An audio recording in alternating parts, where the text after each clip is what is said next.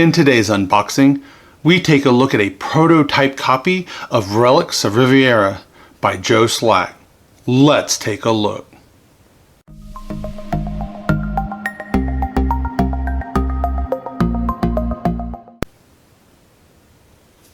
Here we have Relics of Rajavihara by Joe Slack. Now, he has actually come up with a book prior to this on Kickstarters and how to do them, and now he's finally coming out with his own game and really putting his money where his mouth is, or his mouth where his money is, and coming out with his own. And I've kind of been following this one through since its really early stages, and I am very excited to get this prototype copy in. Now, this is a prototype copy, so of course there's going to be a lot of changes here. The box that it's coming in is probably going to change. The components are going to change a little bit. And then, as kind of like a little disclaimer, this has been provided to me by Joe, but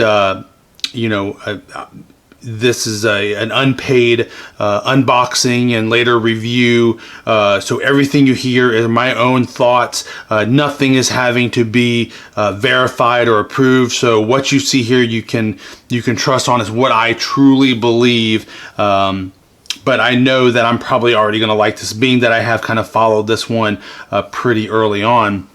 Well, right here on the prototype box, we can already see that it is designed as a one-player solo game. And this is kind of like a little puzzle game where you're doing things, you're moving things around, you're solving puzzles as you're going through.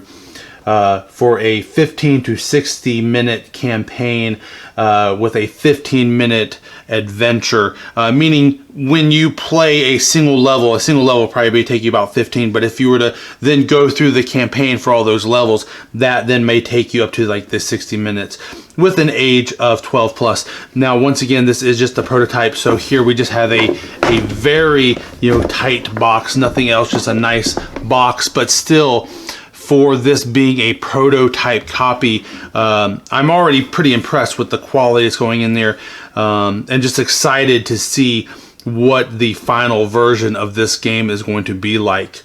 And that's another thing that I'm really going to be looking forward to and excited about, is when the Kickstarter launches and it succeeds, which I know it will, because this just again looking at this game, just seeing what it is. I'm very excited about it, but then once I get my hands on a real copy and be able to compare them side by side and be able to show you guys some changes and alterations that go into from a prototype to production, and how much work continues to go into this game all the way up through prototyping, even during and into the Kickstarter. Well, let's go ahead and open this up and take a look at what we have on the inside, and then we'll go ahead and make our impromptu table right here. And then first up, we have the rules that's going to go on. There's just a nice little sheet. And in talking with Joe, one thing that we did talk about is he does want some of this to stay pretty spoiler free, which I have no problem with. So in this unboxing, we'll probably only look at floor one, only look at a few things. And then when I do a playthrough, I'll probably only do playthrough of floor one. But once the full prototype, or the not full prototype, but the full version comes out on that unboxing, I'll at that point, because it's out and it's live into the world, I'll go through everything. But here, in keeping with the creator's wishes, I will try to keep you as spoiler free, because he wants you to be able to get this and enjoy this to its fullest when it does come out. And then just here, a nice little, again, just printed, just prototype copy of the rules. Very simple. And it's going to be 4, 2, 4, 5. There's 3, and there. That's kind of interesting. Though I don't see a floor 1. Maybe that's going to be in here. I don't know. We'll have to go through. But a floor X. This is probably especially where he's wanting to stay spoiler free. So then we have the different floors. So let's move those off to the side. And we'll take a look at what we have here. And then this is kind of interesting, 2 people and some crystals, because the whole goal in this, here we go, here is our floor, and you were going to have the designs laid out. So, you know, it might say here, you know, set up all your different little blocks. And that's the one thing, we have lots of blocks. There are also different types of blocks, which looks like this prototype doesn't have. That's okay. I have some of my own I can make up for my playthroughs, but we have different types. So we have blocks. There are stone, water, fire, and ice, I believe, are our types. Let's see if we can find that in here. The block, where are you? Set up. I don't see written. That's okay. But then you have your guy as well, and your goal is to move around and try to get the crystals. Let's see. Floor 2. Floors 1 through 10. So is that, yeah, okay. Okay, so here, this would be floor 1 in this little Ziploc bag. So we would flip the card for our first floor, and reference floor 1, crate can be pushed in any direction. It's kind of interesting. And then floor 1-1, and this is where it's showing us how we are going to set that up. So let's pull that up right there. There we go. So that's the rules for the floor. So that's cool. That means the different floors might have slightly different rules. And the numbers here are telling us, you know, how many blocks we're going to need. So for this one, we would there, and 2, and 2, 1, 2. Those 2, and then down here, there, and there. With our crystal, pull him out. There we go. So here we have the crystals, and in this they gave us actually 2 of them, and we go there. And then we have our 2 little meeples.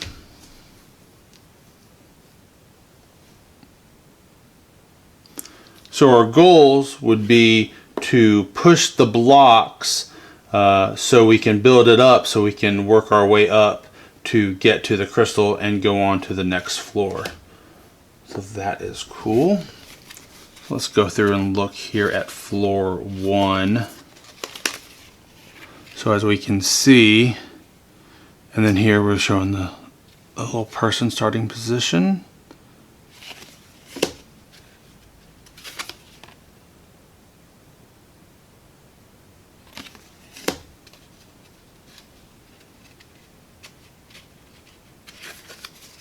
And they all have that same common back. 3, oops, 4.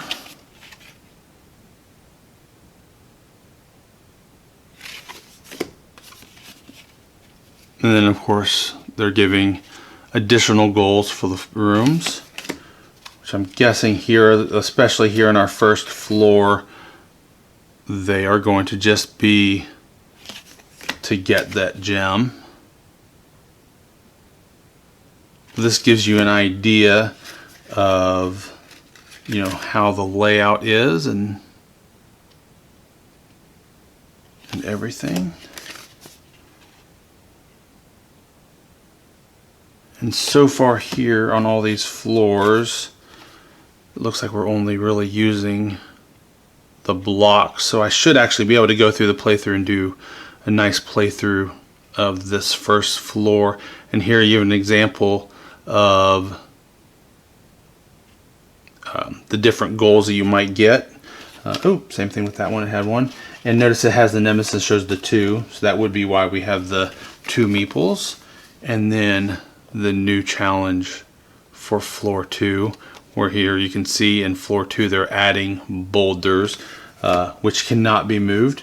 And it's nice that it's giving you, the rules and the examples of what each of these new blocks do. So as you're playing through the game, it's kind of teaching you, what you need to do, how to play it. So it's almost like you don't even need the rule book, because he's doing these reference cards, at the beginning of each chapter, to really get you going. So that's really cool. I really like that a lot. The only thing I could possibly see is maybe for this first reference card, because the rules really are pretty simple, about, moving the blocks that, to just push them one at a time, that, once you get to a wall, then you can't push it, back this way. Maybe just a few more of the basic rules here on this first reference card. And then you really could almost dive into this game, no rules, and where this first floor really is teaching you kind of how to play, and it's teaching you what the new blocks do as you go through. I like those kind of games a lot, where they're kind of made and designed, where you don't need the rules, where you can dive right in, open the box up, set it all out, because it's immediately showing you, here on the first floor, it's, showing you how to set up everything, in a very nice manner, where, it's giving you that symbol, for the block, and then just the count for how many they have. Showing you where your guy starts. So actually he would be there, no Nemesis on this one. And then so forth and so on. Just to keep you going. I like that. That's a really nice feature. The game board itself, I mean, it's the game itself, I mean, it's a very, simple game, design wise, where you have, your basic floor here, your different blocks, and again, these are the prototypes. So here they just have the stickers on, but I think I remember seeing on one of his posts that he's planning on having these be like, actually screen printed on, image screen printed on to these wooden blocks, which really gives it a good feel here. Everything feels really well made, even here in this prototype copy. It's where you can see yourself pushing things around. You might say, okay, my guy's gonna move here, and then I'm gonna push my block. So maybe I'm gonna come over here, come back, push, so forth and so on, to kind of move things around, and and it's one of those really good logic games that you can kind of play through, and then go through, all your different levels. I like that a lot. It's there's not many of these games, I don't think, out there. I know most of mine are big campaign, dungeon crawl type games. So a nice little simple, thought game, like this, was one of the things that really intrigued me about this one. It's a nice little puzzle game, designed, for one player to play through. So I like that a lot.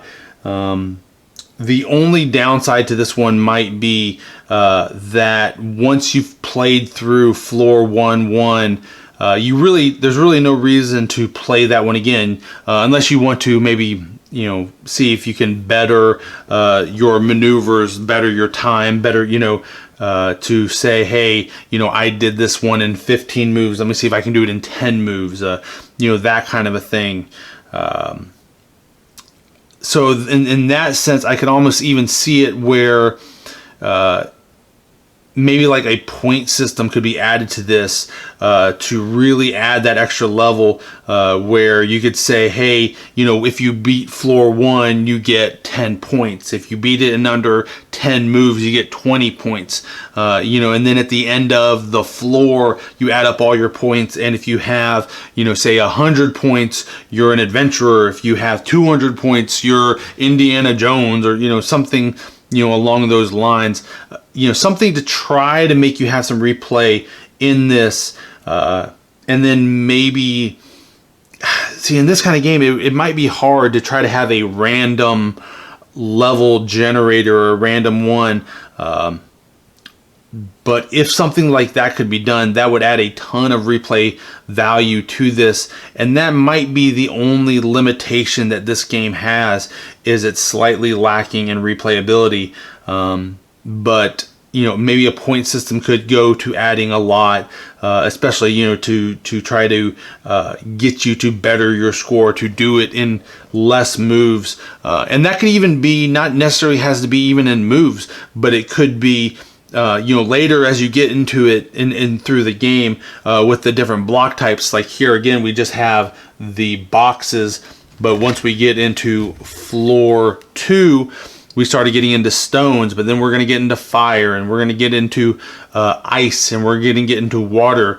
You could even have maybe some ones where it might be something like, you know, if you beat the level without, you know, putting out the fire, because if you put water over fire, I think it puts it out, I think, if I remember right, or if you put the fire into ice. There are just different rules like that to change some things, and possibly you could have it be, you know, if you don't, you know, melt the ice, or if you don't, you know, undo the water, if you don't evaporate the water, something like that.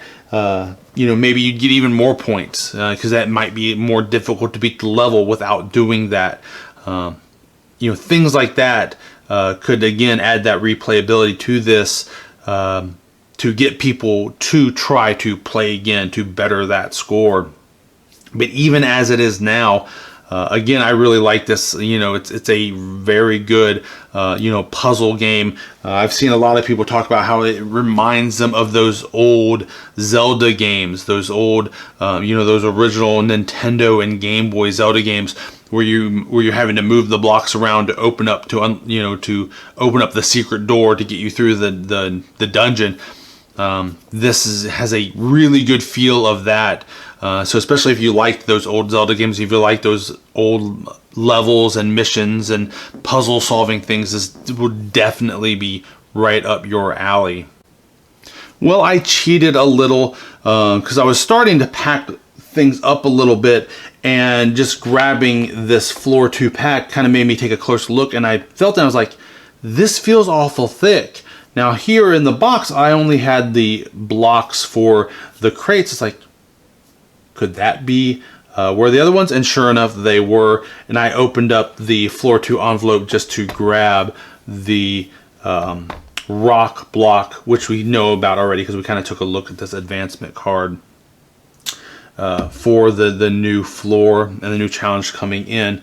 But I thought we'd take a closer look at all the other blocks. So I went in and grabbed the ones from the other floors. And once again, here we have the wooden crate for the first floor, and then the rock for the second floor. And once again, all of these here within the prototype are these little wooden blocks, which I believe are about 1 by 1. They're a little larger than that. And the fact that these are wooden blocks, I believe he is planning on keeping this style, which I really like. It gives a good feel, gives good quality to the game that you're coming in here. But I do believe that these are going to be printed on during manufacturing. We're here on the prototype, they're just, you know, sticker paper that he kind of put on himself. So that quality should be a whole lot better. But either way, I really like this a lot, and I like the feel for it. But here we have for floor 2. And then I went ahead and I grabbed the blocks from the other floors. Now, which floors these are coming from, I am keeping that a secret. Again, I'm trying to keep this as spoiler-free as possible. But I did want you to be able to see the other blocks that there are within the game. So another one that is in here is the fire. And then we have the ice, and then finally water. Now in all of these blocks we do have the same printing all around, and I do know that during the game, if you push the fire into one of these, you can melt it or extinguish it or something.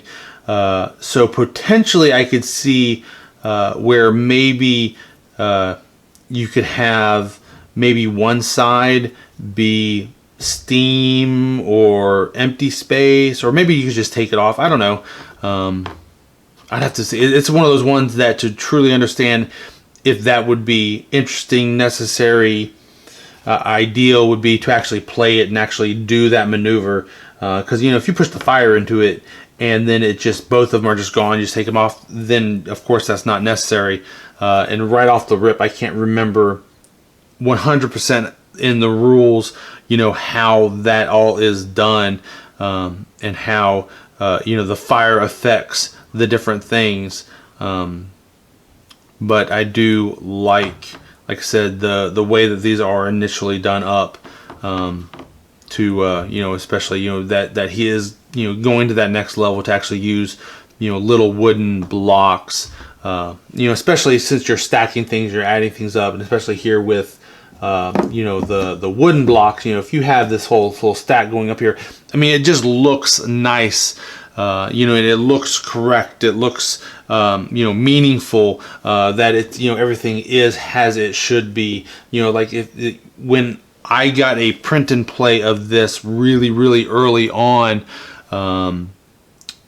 I actually started, he put out the print and play, and I grabbed that day one, printed it out at work, and I actually used, the coins in my pocket. Amazingly, I had enough, and I had pennies, for the blocks, and I just moved those around. And then when I got home, I upgraded mine, and I started using poker chips that I put a sticker on. And those were nice, and they moved around, and it worked really well. But once you started to stack them up, it was just this little stack, and to actually have in my hands now an actual copy in these actual wooden blocks, and to see how this moves around, and with the something that's a little more dimensionally sound.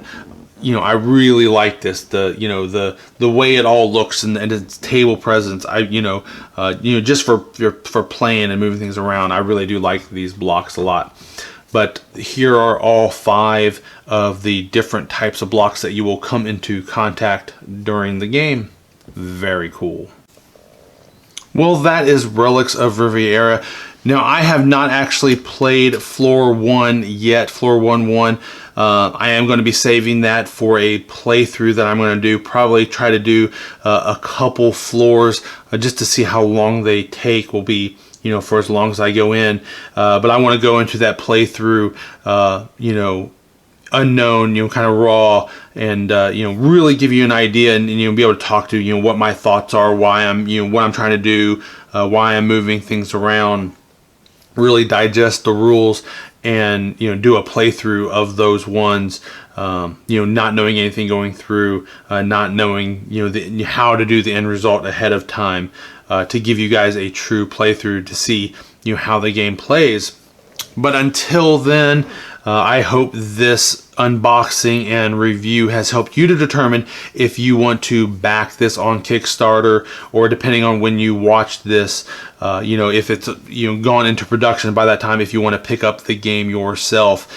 For me, this is definitely going to be a day one back. Even with the prototype copy here, I'm definitely going to be backing this to get the the true production copy, to be able to see the difference between the two, and see how they come in. There's a lot of things that I really like about this. I love the puzzle aspect of this. I kind of brought up the whole Zelda thing early on, and those were always some of my favorite games.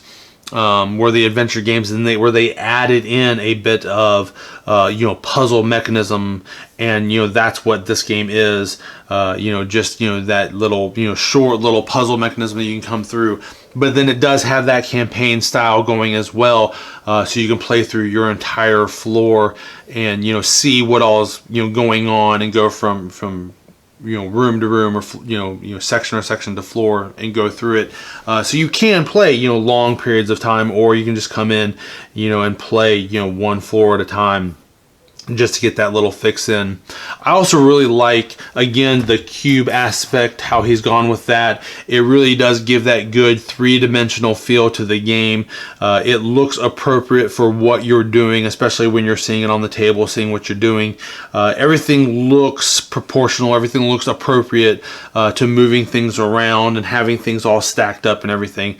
So I really do like that he wound up going with that format over other things.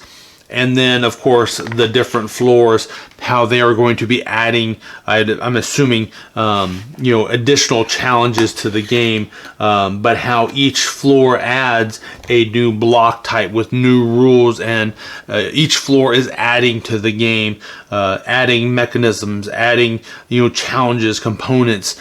And you don't know what you're going to be getting in each floor. You don't know which type of block you're going to be getting in there. And then with those reference cards, which I assume are throughout each floor, that we saw within room 1 or floor 1, that talked about the block and what it does and how it moves.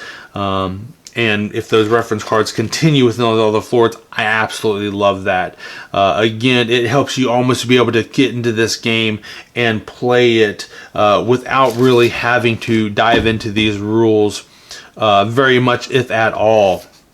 Where a lot of games that I have, one of the things I'm always talking about is when you're setting up the game, make sure you keep the rules on hand, so if you have any questions you're going through, you have the rules, you can look it up. Just in first glance and unboxing and going through and knowing, going through the watching the development of this game, I'm already seeing that that's probably not going to be as necessary with this one, as it is. Now, like I said, I have played, I can't remember, just looking at that floor 1, that quick glance that we did during the unboxing, if it was the same as my print and play, my very initials, which I have gone through and played a bunch of those original print and play levels. So it looked a little different. I can't remember if it's the exact same, so hopefully we'll be able to have a good first playthrough, and where we really are talking through it all. But in those plays and my own, print and play copy, and, seeing this and seeing its development, I really am liking what I'm seeing, and I'm really excited to dive into this playthrough with you guys, and and then seeing how the campaign goes through, and seeing how it goes into production, and seeing how that production copy comes through. But even with this, there are just so many little things that I'm already really liking, and it's definitely a day one for me. Well, once again, I hope that this unboxing and review of Relics of Rajavihara helped you to determine if it is something you are interested in, and if so, definitely check it out when it hits Kickstarter here in a few days. And until next time, guys, I'll see you later.